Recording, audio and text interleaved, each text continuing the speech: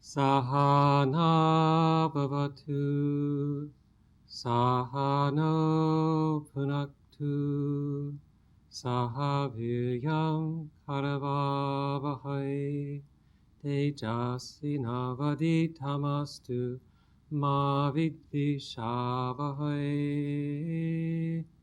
Om Shanti Shanti Shanti. May Brahman protect us. May he guide us. May he give us strength and right understanding. May love and harmony be with us all. Peace, peace, peace be unto all.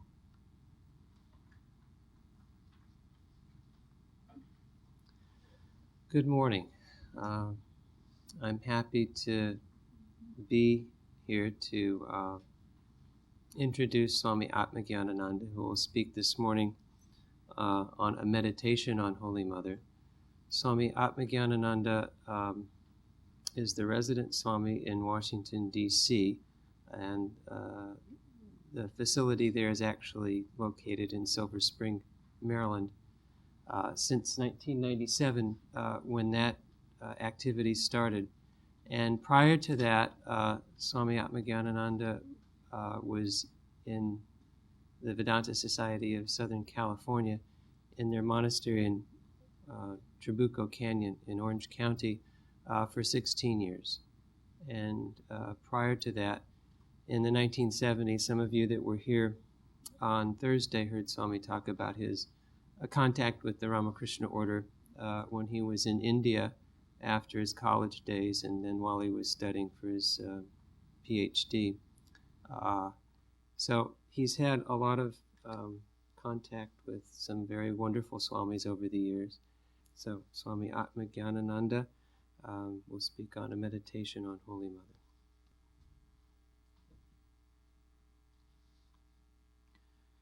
Om Jananim Sharadam Devim Ramakrishnam Jagadgurum Padapadme Tayo Shritva Pranamami Muhuramahu. Taking refuge at the lotus feet of the Holy Mother, Sri Sharada Devi, and Sri Ramakrishna, the Guru of the worlds, I bow down before them again and again. My thanks to Swami Nishpapananda for his nice introduction. He promised to embarrass me. He didn't embarrass me too much. And my thanks to all of you for coming. My thanks to Swami Chaitananandaji, who is not here, for inviting me. It's always a great privilege and a great honor to visit our well-established older centers and to feel the presence of the founding Swami or Swamis who were here, in this case Swami Satprakashanandaji. So I'm very grateful for this opportunity. This, as you all know, is a very special year. For the full year beginning from Holy Mother's birthday in December to the coming December, we'll be observing the 150th anniversary of her birth. And you'll be getting many different speakers, all speaking on the same subject of Holy Mother. There will be a lot of repetition, which is not a bad thing, because it's nice to hear all of these stories over and over again. But I thought I would try to do something a little bit different. So I came up with this idea of a meditation on Holy Mother. And I'd like to do this by interweaving three different themes, three different types of meditation. One is what's called Lila Dhyana, the other is Swarupa Dhyana, and the third is Murti Dhyana. And the Lila Dhyana is a type of meditation where we actually think about the life. We think about the actual events in the life of a great soul, in this case, Holy Mother. We think about her divine play on this human stage. because when we look back at the lives of these great souls, we see that it's a type of drama that they have enacted. All of the parts are in place ahead of time. All of the people show up when they're supposed to. There seems to be something very preordained about the whole thing, and we give this the term lila. The second type of meditation, swarupa dhyana, on the real nature, the essential nature of Holy Mother. And we can take this in two senses depending upon how philosophical we are or how devotional we are. From a philosophical point of view, we can say this Swarupa Dhyana represents the Brahman nature of Holy Mother. We can, when we meditate upon her, we can think of her as the symbol of the Absolute, the eternal, changeless aspect of her nature, which of course is the nature of all of us. Or we can think of the essential nature of Holy Mother as one with the Divine Mother of the universe, which is nothing more than this Supreme Brahman together with the idea of the Supreme Power. This Brahman plus Shakti gives us this idea of the Divine Mother.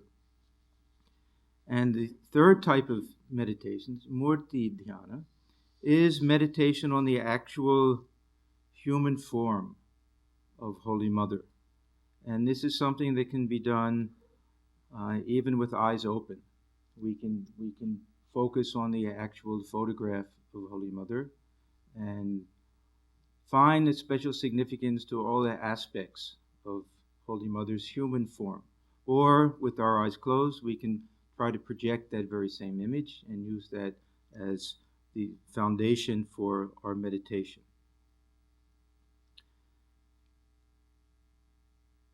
I want to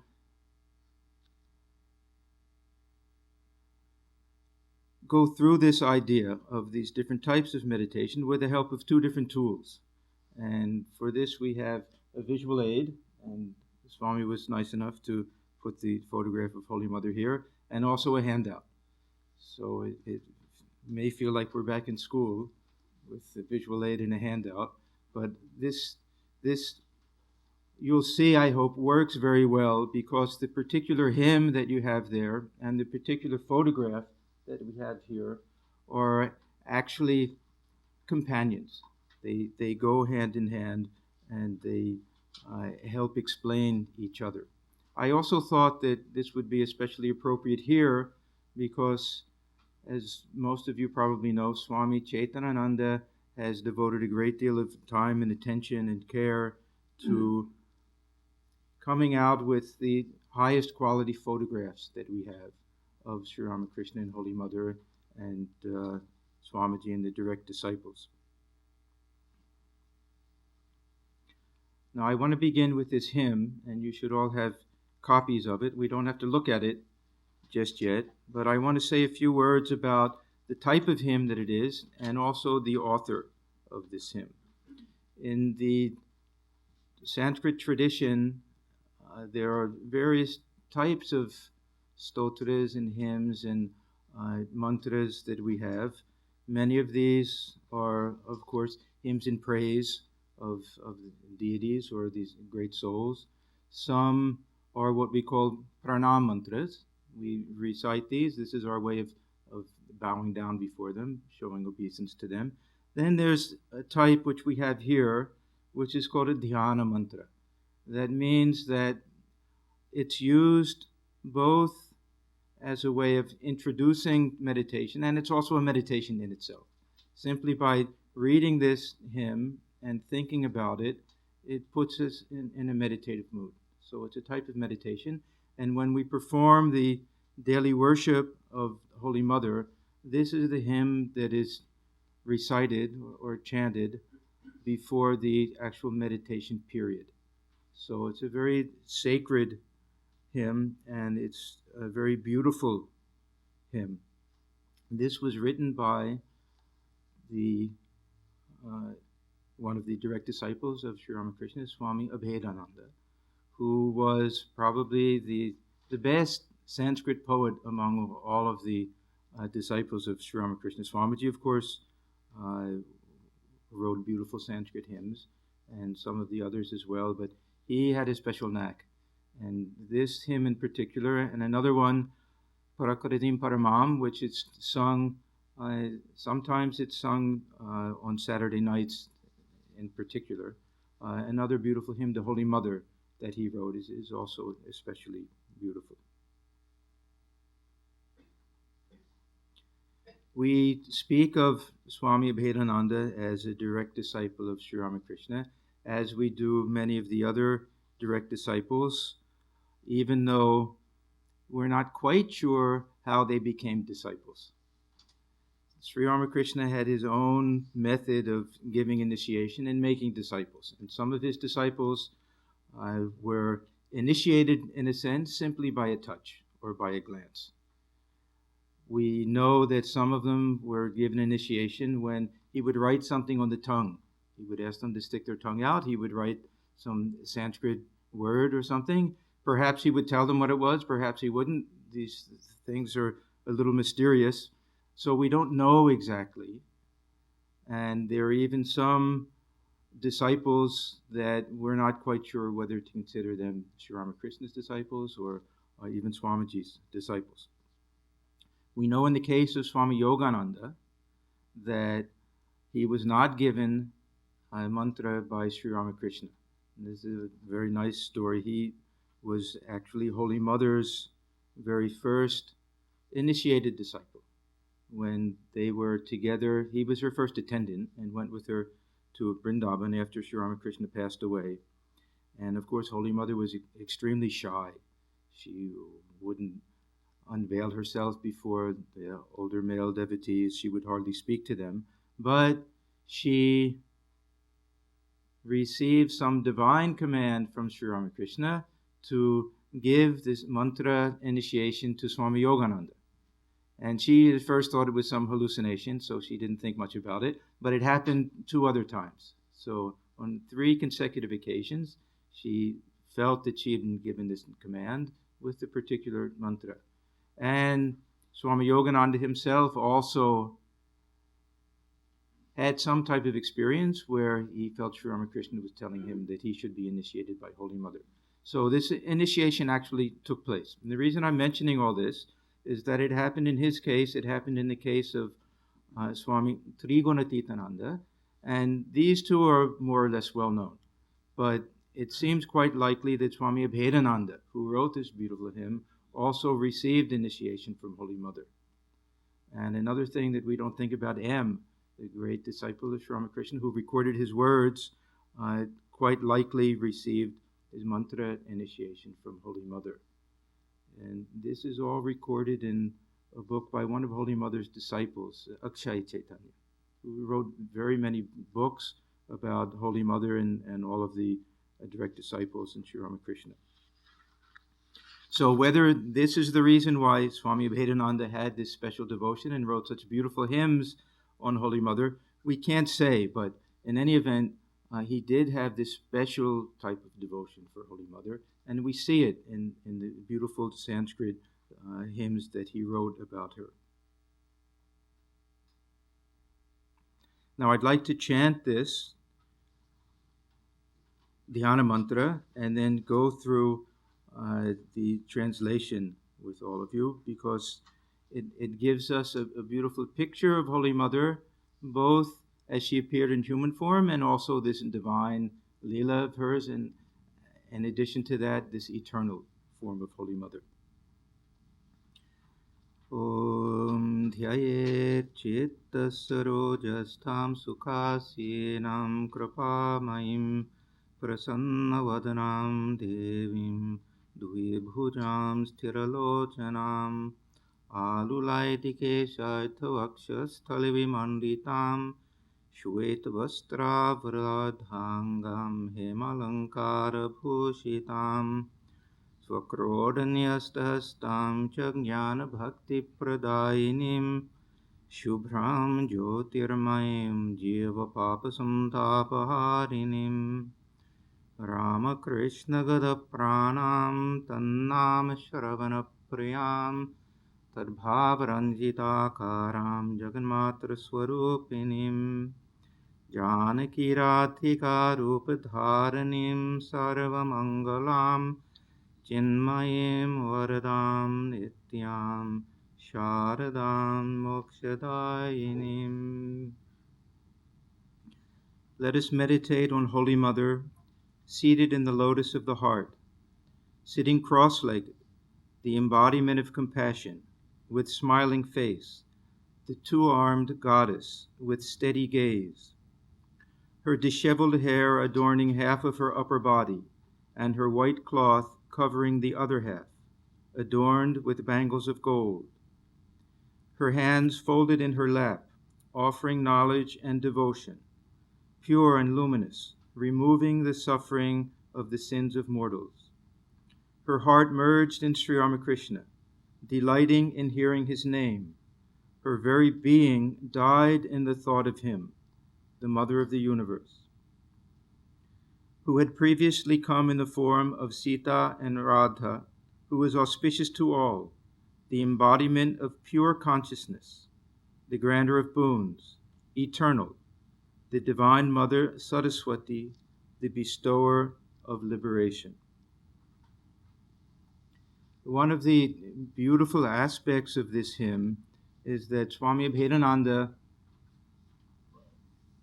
treats her and the description of her the same way that we find descriptions of the different aspects of the Divine Mother, the goddess aspect, Saraswati and Lakshmi and Kali and Durga and everything, mentioning how many arms and position of hands and all of the things that are typically mentioned and are the qualities and characteristics that we find given to these different aspects of the Divine Mother.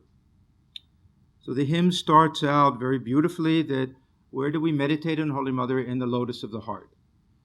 And this points to the fact that Holy Mother is not just a historical figure, a great saint who lived, but she is one with that eternal consciousness that manifests within each and every person as the Antaryami, as the inner controller, as the witness within, but not this impersonal type of witness.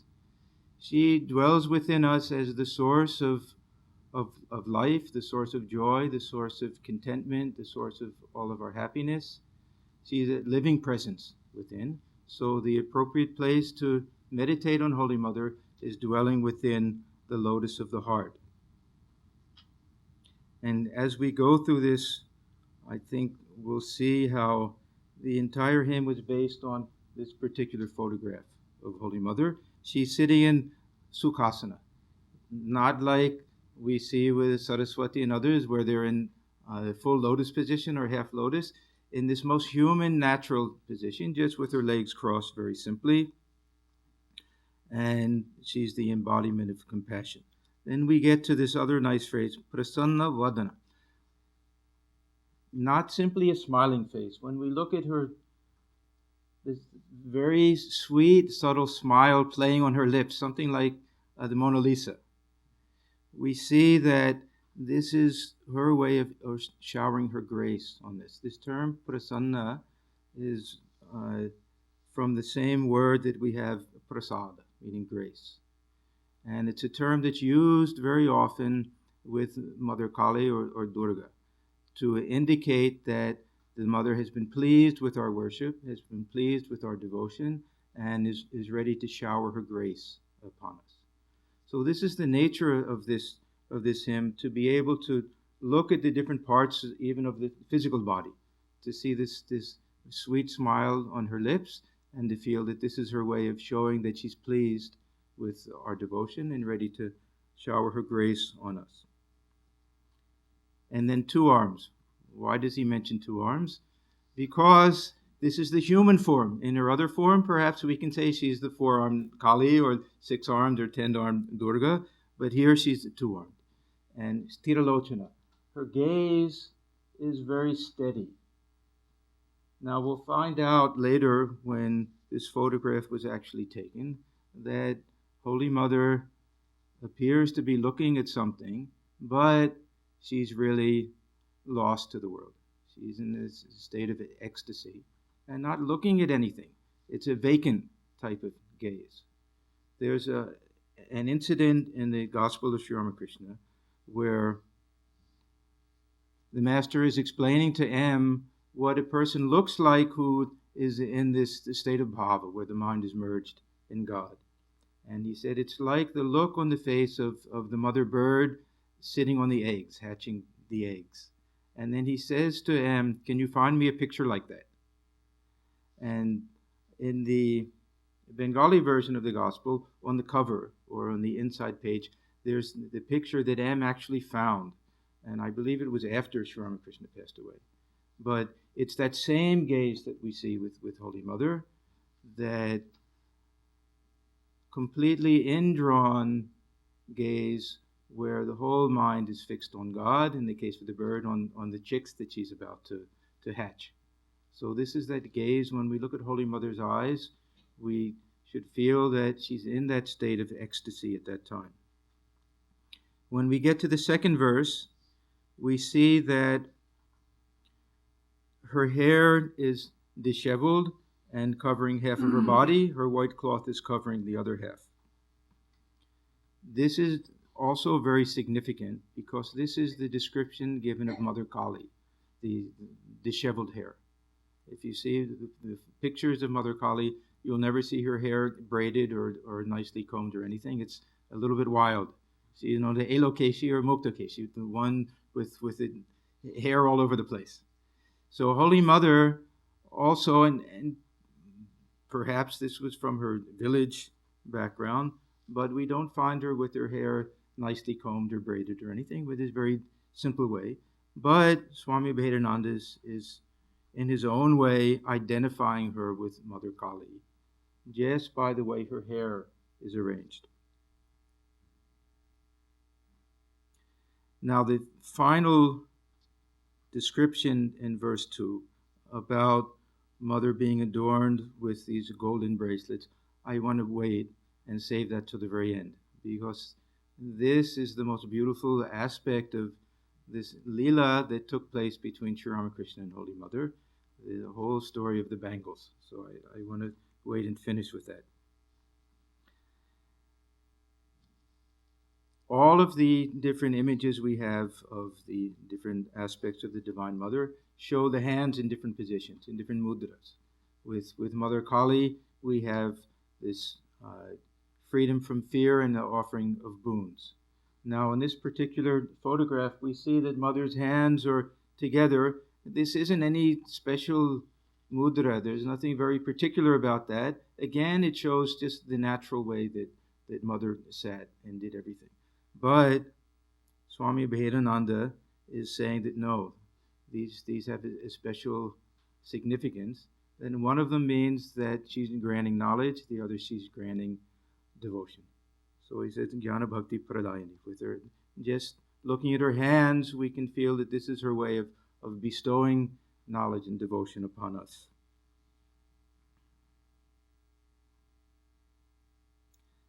Now let me move to verse 4.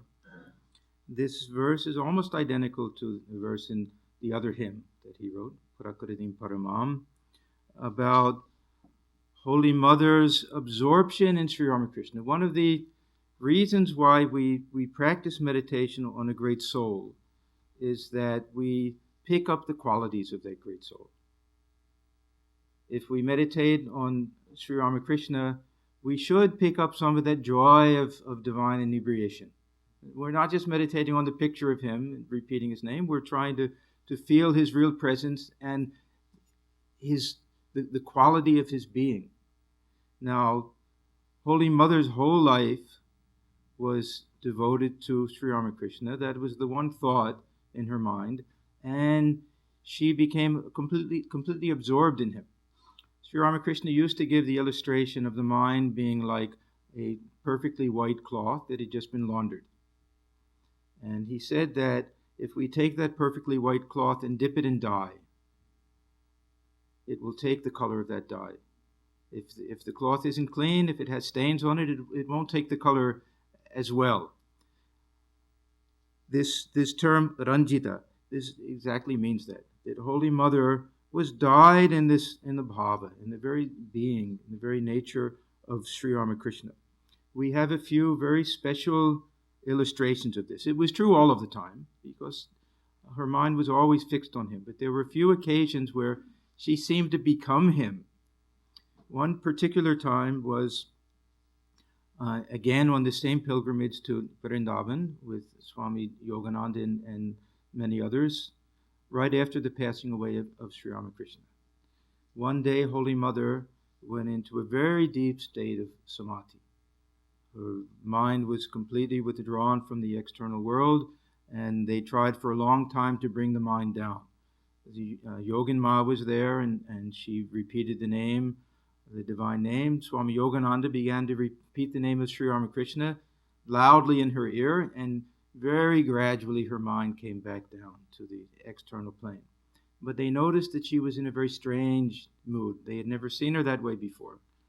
And it seemed to them as if Sri Ramakrishna had taken possession of her body almost. So Swami Yogananda decided to put a whole series of intricate, complex questions to her, and he found that she answered them in exactly the same way that Sri Ramakrishna used to answer them, giving the same illustrations. And then Holy Mother wanted to take some pan. You know, they chew this pan in India, and everyone has his own special way of doing it. Sri Ramakrishna had his own little technique. He would bite off one particular corner and put it on one side of his mouth. I don't know all the details, but they all knew it, and they noticed that Holy Mother did it exactly the same way. And this mood stayed with her for 3 days, they said. So this was an instance of a very intense example of how Holy Mother really, on certain occasions, became one with Sri Ramakrishna, as if he took possession of her whole soul. Then we find in verse 5 this idea that Holy Mother had previously assumed the form of Janaki, which is Sita, and Radha, the consorts of Rama and Krishna. Now we know that Sri Ramakrishna often used to say that he who came as Rama and he who came as Krishna has come now as Sri Ramakrishna. And the famous example was towards the end of his life when he used to meet with Narendra, later Swami Vivekananda. He used to meet with him every afternoon and give him instructions, because he knew that he was dying and that Swamiji would really be the one to organize the work and keep his mission going. Now, Swamiji saw him in this terrible pain, suffering from this cancer of the throat. And he thought to himself, if in the midst of all of this terrible pain, Sri Ramakrishna can again assert his divinity, then there can be no doubt about it. Now, Sri Ramakrishna had that ability to know what someone was thinking. In fact, sometimes he said he could see within someone the way we can see objects inside of a glass case. So instantly he looked at his beloved disciple, Narendra, and he said, "Oh, Naren, you have doubts even now." And then he repeated that. He who was born as Krishna, he who was born as Rama, is now Sri Ramakrishna. He said, but not in your Vedantic sense. And that means not in the sense that everyone can say that. Aham Brahmasmi, I am Brahman. We can all say that. He said in a special sense. Now, if we accept that, then we have to accept that Holy Mother also occupied that same place. Now, whether we take this literally or figuratively, in whatever sense, we have to assume that the situation is equal with both of them. In fact, when people were first recognizing the divinity of Holy Mother, there were some who still thought she was simply the wife of their guru. And then others would say, no, do you think that Sri Ramakrishna, you're accepting as God incarnate, would came and marry the daughter of someone who made these cow dung patties? No, she also must be divine. Now, this idea of Sita is of special interest because Holy Mother seemed to have a certain type of identity with Sita. Sita, who was the consort of Rama, who went through great suffering in her life. And there's one special incident that brings this out when Holy Mother went on pilgrimage to Rameshwaram in the very south of India. Because of Swamiji's association with the Maharaja of that area, they were given special permission to go into the inner sanctum and worship this Shiva Lingam. In Rameshwaram, there's a Shiva Lingam that's made of a very soft type of stone. So it's normally covered. There's some encasement there because when people do all the offerings on it, they want to protect it. But I think once a day in the morning, they let other people see it, at least. Has anyone been there? They take the cover off of it. But Holy Mother was given special permission, and her group, because of Swamiji's association, to go and perform the worship, offering Ganges water and flowers and leaves and everything in the morning. So she saw the actual lingam, which is most of the time covered. And when she was asked about it, what she thought of it, she said that it looked just as it had when she was there before. Now, the story is in the Ramayana that Sita is the one who offered worship to the Shiva Lingam.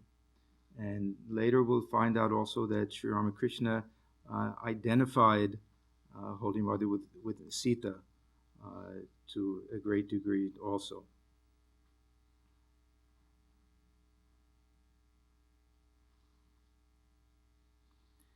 Then we have this phrase Sarva Mangala, which again is Swami Atmajanananda's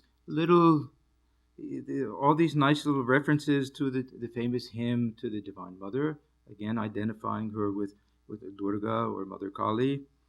And then in the very final line, of course, we have all of these aspects of her in the different form. Chinmayin, that she's the embodiment of pure consciousness, her eternal form. And then her very name, Sharada. This is interesting. Sharada is a name of Saraswati, the goddess who's worshipped in autumn. Sri Ramakrishna used to say, he gave his own interpretation, Sara means the essence of something, essential wisdom, divine wisdom. And this Da ending means the one who gives wisdom. So he used to say that our Sharada is none other than Saraswati, the divine mother, the goddess of wisdom, who would come to earth to bestow wisdom on all.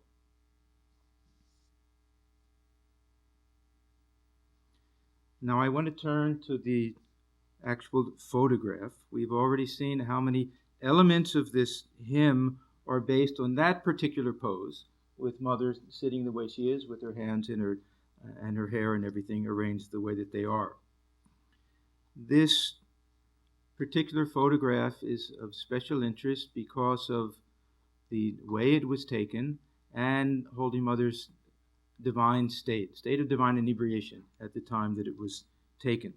And I want to tell the story about that, but first I want to say a little bit about Holy Mother's attitude, which was also Sri Ramakrishna's attitude, toward the whole idea of a photograph or some type of pictorial representation of something, even a piece of artificial fruit. Sri Ramakrishna used to say, we look at that and it brings to mind the real thing. Our mouth waters when we see it. So they both had this idea of some type of identity. For Holy Mother, particularly with the photograph of Sri Ramakrishna, it wasn't simply a photograph of him. He dwelled within that photograph. She had that conviction. And she used to say, Chaya Okaya Shoma, that the image, the reflected image or the photograph or the picture, and the actual person are one and the same. There's no difference. And she really felt this. So she kept Sri Ramakrishna's picture. She offered food to it. When people asked, does Sri Ramakrishna accept the food offering? She said yes. And they said, how do you know? Because light comes out of his eyes and touches all the different items of food. So she had that faith and conviction. She even carried his photograph with her when she went on pilgrimage to Puri. Sri Ramakrishna never went there. And this is another interesting thing. He had a belief that, with regard to himself and his direct disciples, that they all had some connection with a particular aspect of divinity. And if they went to a place that was associated with that divinity could be awakened, they would realize their true nature and give up the body. So he never went to these places. We read in the Gospel of Sri Ramakrishna about Rakal, who became Swami Brahmananda, going on pilgrimage to Vrindavan. And we may wonder why Sri Ramakrishna was so nervous the whole time. And when he heard that Rakal fell ill there, then he prayed to the Divine Mother. This is because he identified Rakal as one of the cowherd boys, one of the associates of Sri Krishna in Vrindavan, and he was afraid that something would be awakened. He would remember this past incarnation and this innate oneness with that aspect of divinity and give up the body there. So Sri Ramakrishna never went to Puri. He never went to Gaya. This was the city where his father had that vision or dream of Gadadhar, Vishnu being born as his own son. So Holy Mother took the photograph of Sri Ramakrishna to show him the image in Puri, Jagannath. She carried it under a cloth, and when she went inside, she turned it around and placed it in front of it with the belief that now Sri Ramakrishna would have the vision of Jagannath. So she had this undying faith in the special manifestation of the spirit of Sri Ramakrishna in the photograph itself. And we can say in some respects that Swami Atmajanananda had that same feeling about this photograph of Holy Mother. Now, the story about this photograph. Swami Vivekananda had brought back with him to India 3 of his Western women disciples, Sarah Bull, Josephine MacLeod, and Sister Nivedita, and they went on a pilgrimage to Kashmir. They went to Amarnath, and after that came to Calcutta, and these 3 women, Western women devotees, forged a very intimate, close relationship with Holy Mother. They fell in love with Holy Mother, and Holy Mother fell in love with them. They became members of the household, you can say, which was a remarkable thing. Even Swami Vivekananda was astounded at how liberal Holy Mother was, because for an Orthodox village Brahmin widow to be mixing and dining together with Western women was unheard of in those days. And yet Mother didn't hesitate to do that. So it was time for Sarah Bull to go back to the States, and she had a great desire to have a photograph taken of Holy Mother, because she would have missed her terribly. And she thought if she at least had the photograph, this would be something that would allow her to remember Holy Mother. So she came up with this idea. This was probably in November or December of 1898, when Holy Mother was approximately 45. They tried to find a woman photographer because they knew how shy Holy Mother was and how she hesitated to show her face to any stranger, any male stranger. But in those days, this wasn't very easy to do. And they ended up finding a European, probably British, photographer named Harrington. Mr. Harrington, he was brought in, but then Holy Mother was too shy to reveal her face before him, and she refused. She did not want a photograph taken of herself. But Sarah Bull pleaded with Holy Mother, and finally she agreed, although she probably didn't know how she would be able to do it. They took Holy Mother up the steps, this was in her house in Bagh Bazaar, up to the roof. And as they were going up the steps, Holy Mother went into this ecstatic state. By the time they reached the roof, they had to practically carry her and put her down, and it was Sister Nivedita and Sarah Bull who folded Holy Mother's legs like that, put her hands together, who put the hair in front of her and put the sari in the back of her shoulder. All of the elements that we see in this hymn they arranged like that. The photograph was taken, and gradually her mind came down to the external plane. Now, Golab Ma, one of her close companions, was there, and the Holy Mother very shyly looked up and said, "Golab, is it over?" And she said, "Yes." Two other photographs were taken that day, and we can see the difference. In one of them, Holy Mother is so shy that she's just looking down. It's a very beautiful photograph. And the other is where Holy Mother and Sister Nivedita are facing each other, sitting on a couch together. After the photographs were taken, several copies were made, and they all decided that these were far too sacred and that Holy Mother was far too modest to distribute these. So it was very few people who actually saw these photographs at that time.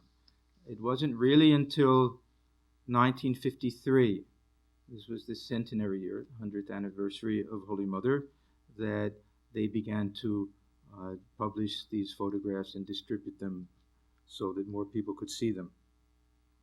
So we see that this is not simply Holy Mother sitting in the pose of meditation. This is Holy Mother in that state of samadhi. And I should also mention that the picture of Sri Ramakrishna, of course, is something very special. The meditation pose of Sri Ramakrishna.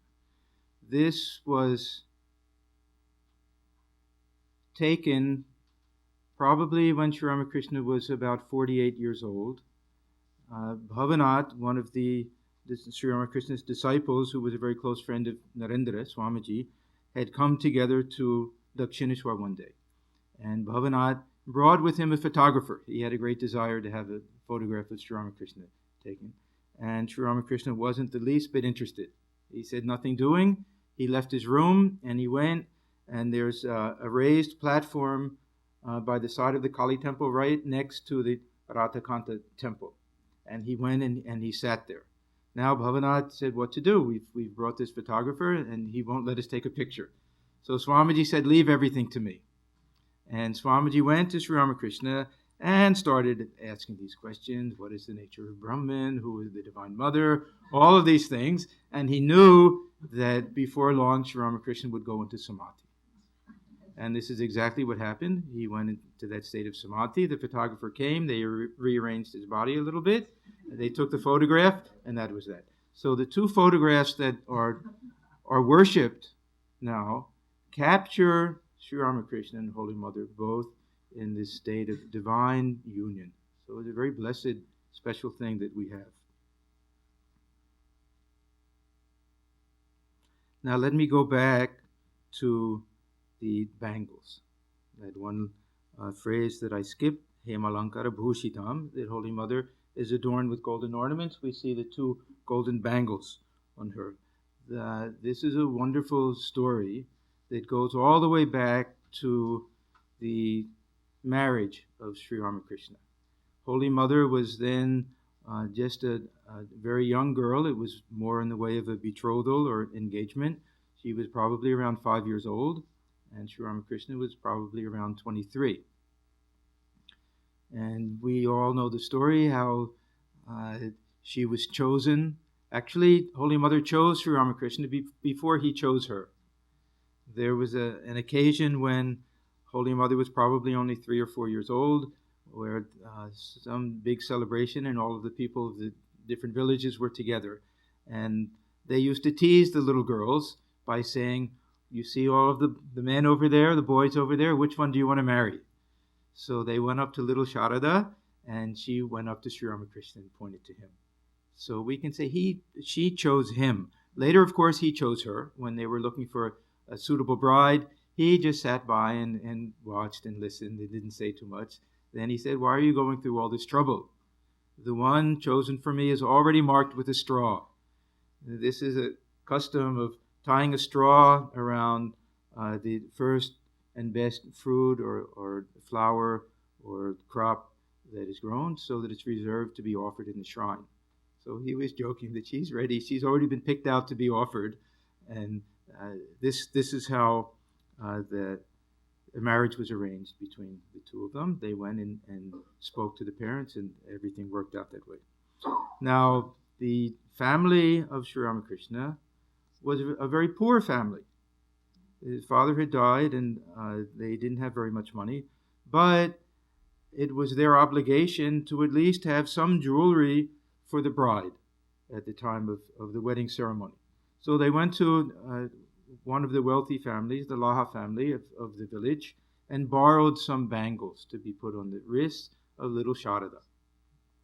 And she was very enamored with these. She was very fond of these bangles, but of course she couldn't keep them. So it was a real dilemma after the wedding had taken place, how to ask this little girl to give up these bangles, which she thought were hers. They were given to her. So Sri Ramakrishna went to his mother and said, "Don't worry, I'll take care of everything." And while she was sleeping, he went into the room and very quietly, very deftly took these bangles off of her wrists so that they could be returned. Then the next morning, little Sharada woke up and was crying. She said, "Oh, what happened to my bangles?" And Sri Ramakrishna's mother went to her and said, "Don't worry, my dear. Godai," they used to call Sri Ramakrishna, "Godai will give you greater things than this." Now, who knows exactly what she meant? Sri Ramakrishna obviously took it in a higher sense, because he knew that she would, the gift that he would give to her would be awakening her innate motherhood and divinity. But at the same time, it seems that he took it literally and wanted to make sure that the words of his mother didn't go in vain. So after Holy Mother came to Dakshineshwar, after some time, Sri Ramakrishna arranged to have golden bangles made for her. And I don't know when this took place. It was when Hriday was still there. So before 1881, we know it at least. And Sri Ramakrishna said to Hriday, "How much money do we have saved up?" Because he used to get a stipend every month. And he found out, and he said, "Take 300 rupees and go and have these bangles made." And he told her how to have them made, told him how to have them made and everything. And they ended up costing 200 rupees, and the remaining 100 rupees were kept for Holy Mother. Now, if we stop and think about Sri Ramakrishna, about some of the cardinal rules that he followed throughout his life and how strict he was, this is absolutely an amazing thing. For one thing, he was incapable of saving anything. This was one of the things, if inadvertently he took something that wasn't to be used that day, but the next day his head would start to reel, he would find himself wandering away, he would see himself walking toward the Ganges to drown himself. And only after realizing, "Oh, I've taken something to be saved for the future," he would throw it away, then he would be fine. So he couldn't save anything, and here he's saving for Holy Mother. He had a special distaste for metal. There were certain periods during his life when he absolutely couldn't touch metal. We read again in the Gospel of Sri Ramakrishna how he asked M one time to have some bowls and things made for him or bought for him made out of stone, because he actually physically couldn't touch metal. So here we have him with these golden ornaments. And gold, of course, was the symbol for everything wrong in the world to Sri Ramakrishna. The symbol of greed, the symbol of materialism. So he's having these gold bangles made. And then money. Just money itself, he couldn't keep money, he couldn't touch money. So he's having money saved to buy these golden bangles for Holy Mother. He broke 3 of his cardinal rules for her without hesitation.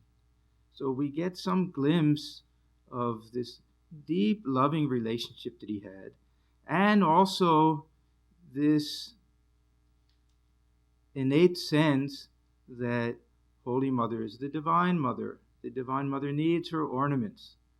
He couldn't bear any of these things, but she liked these ornaments. And he used to say, "It's only natural, she's Saraswati herself. It's only natural that she has this love for these different ornaments." The bangles that Holy Mother is wearing, the bangles are a particular type of cut called a diamond cut. And this was the result of an earlier vision that Sri Ramakrishna had. When he was practicing his sadhana, worship of Rama, he had a vision of Sita. I've already mentioned this special connection between Holy Mother and Sita. He noticed that she was wearing the bangles with the same diamond cut.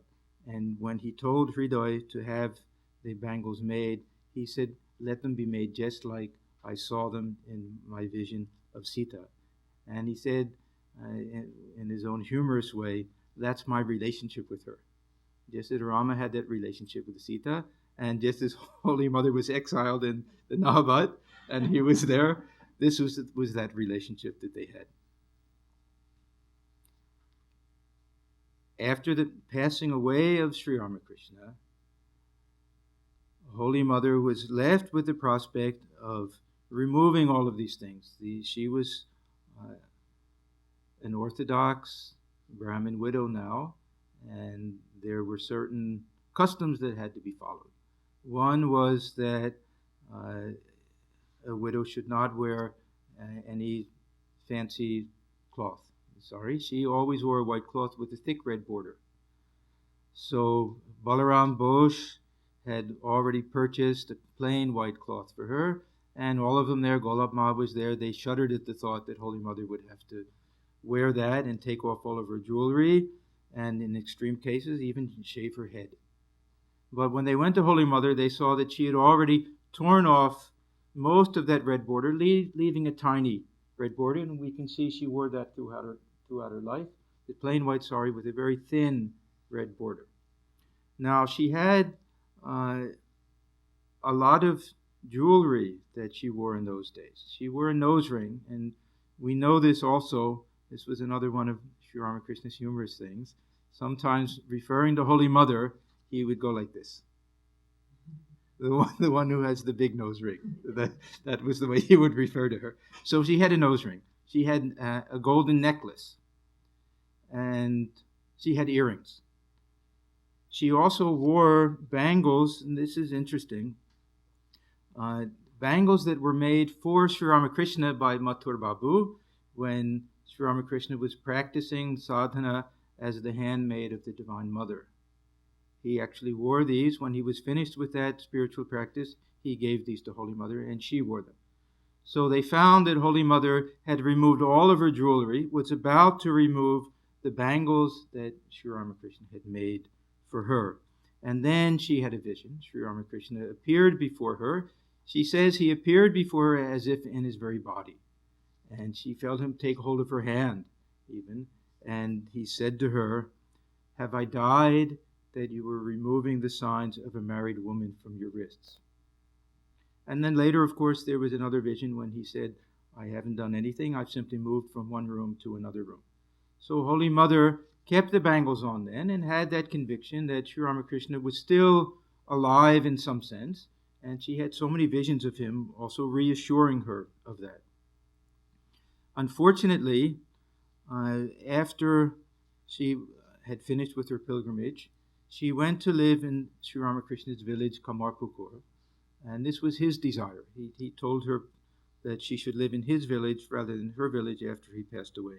Unfortunately, the people of that village were very unkind to Holy Mother, and they did not understand how a recent widow could continue to wear these golden bangles on her wrists. This was one problem. The second problem was Holy Mother had a great love for the Ganges. She loved to be near the Ganges, to go for a bath in the Ganges. She had lived in Dakshineshwar for so many years just by the Ganges.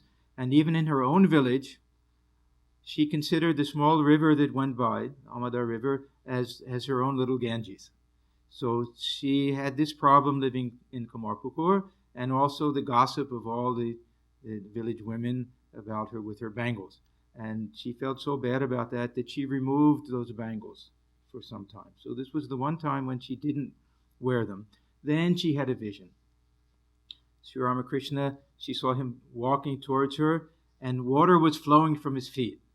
And then she realized that the Ganges comes from Sri Ramakrishna himself. Everything comes from him. So she felt relieved on that score that as long as he was with her, and again, if the photograph was there, he was there, in addition to these different visions that she had. And also, he said to her, don't keep these bangles off. There's no need to remove these bangles. And then he said, don't you know what's written in the Vaishnava scriptures? Ask Gauri Dasi, Gauri Ma, he used to call Gauri Dasi. Ask her about it. Now, she was unusual in that era for a woman. She was very well educated, very well versed in the scriptures, and very fearless. She went off and wandered as a sannyasini after that. And so she knew all about these things. And she said that according to the scriptures, since Sri Ramakrishna was divine in nature, it wasn't a material body, it was a spiritual body, that there could be no widowhood for Holy Mother. Then she also said that as a Holy Mother was Lakshmi herself. If Lakshmi herself is without her jewelry, the whole world, Lakshmi is the goddess of wealth, the whole world is deprived of good fortune and wealth. So she put the bangles on, and she continued to wear those bangles for the rest of her life. So to me, all of the elements that we have of this particular hymn and of this photograph reach their culmination in Holy Mother's bangles. And when we think about Holy Mother and see those bangles, it really represents this beautiful, mysterious play, this divine love that existed, this divine union that existed between Sri Ramakrishna and Holy Mother. Now, what I would like to do is stop and just take a few minutes where we can either look at the photograph of Holy Mother, read the hymn, or simply sit quietly and think about the Holy Mother.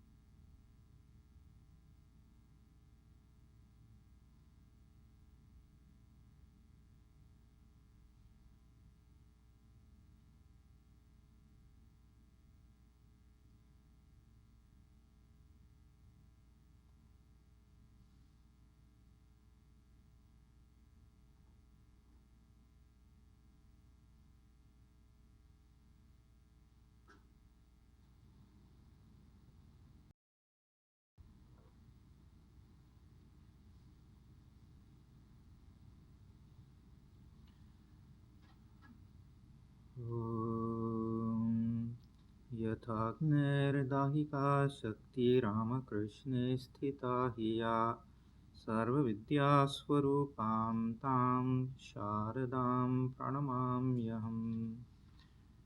We bow down to Sharada Devi, the embodiment of all knowledge, who dwells within Sri Ramakrishna as the power to burn dwells within fire. Om Shanti Shanti Shanti. Om peace, peace, peace be unto all.